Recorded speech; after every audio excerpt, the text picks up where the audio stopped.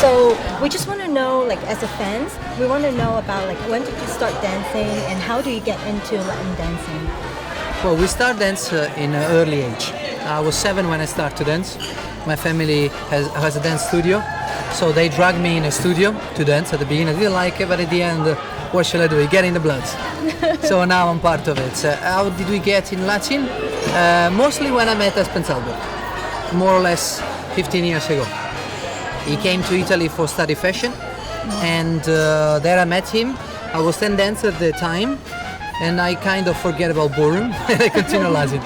I see. So your parents were ballroom dancer, right? Yes. So they yes. must be very proud of you, isn't it? Of course they are. Of course they are. They're more ballroom than Latin, but I still love it. Anyway. I see. So how did you start dancing then?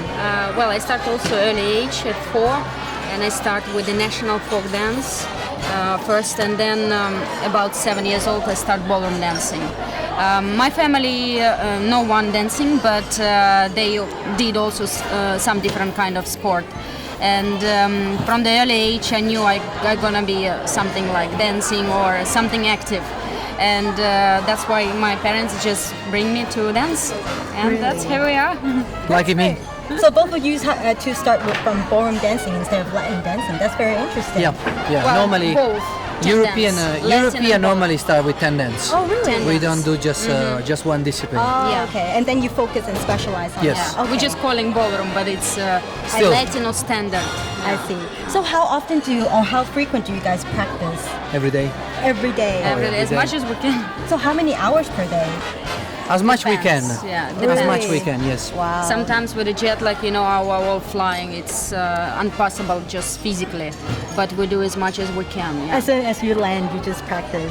Well, yeah. Yes. If More we have or time, less. yes, we have to. Yeah. In a plane we practice. How about in particular for Blackpool? Like I heard that you guys are very successful in the Blackpool competition. How often do you practice for that, and how long ago did you start practicing for the Blackpool? Well, let's say that our practice never stops. So obviously there is a competition, so we focus more in one competition than the other. But the time to practice is continuous. On our level, you cannot afford to stop. You can have a little break, slowing down, let's say like this, but never stop completely. For Blackpool, it was intense. Like all the time, we have a major competition. There is not just a specific practicing.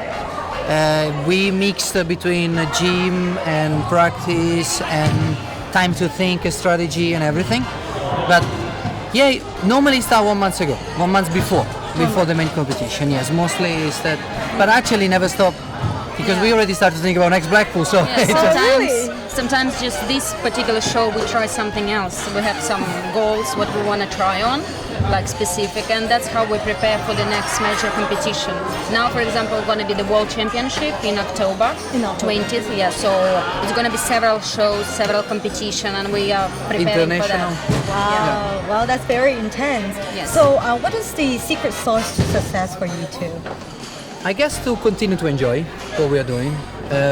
Sometimes the intense practicing, the intense athletic side of what we are doing is drain yourself. Spiritually, it's drained. But at the end, we have to think about that it must be fun. And as long we can continue to improve, we find also the right people to be with, to improve from it. The dancing is continue to be fun. And also between us, I guess, we find a chemical reaction to keep our spirit on. So, how do you guys work on compromising different ideas? For example, the techniques or the strategy for a particular competition?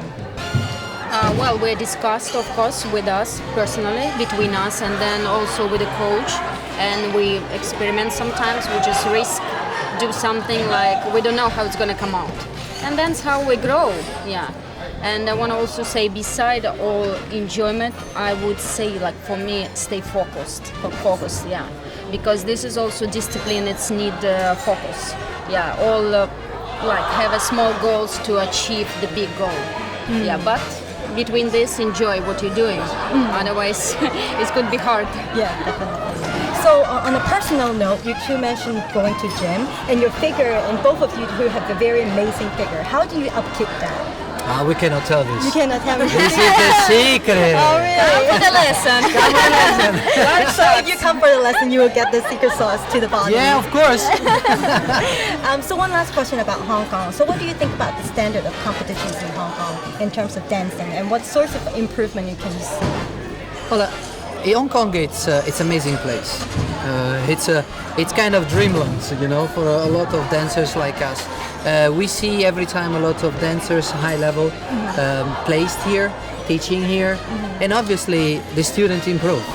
And the improve is so high sometimes that we cannot recognize the student from one time to the other. We don't really teach so often here in Hong Kong.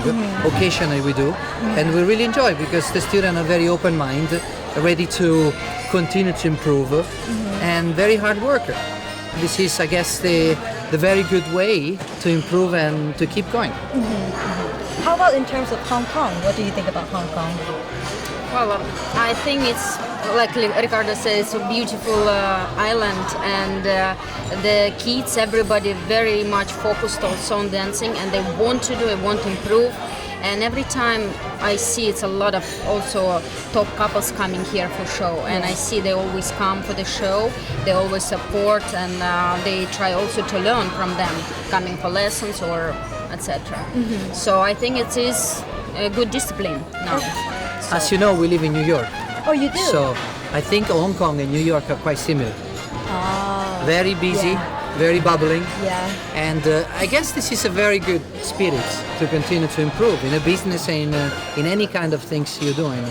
And as we enjoy to live in New York because of the buzz of the city, we really enjoy when we are in Hong Kong because it's in a small scale. It's very condensed. Yes. And the great things, you can do a lot of things in one day. Other things in other parts of the world you can't. Yeah. And I'm born in Italy, and it's very slow nation, you know.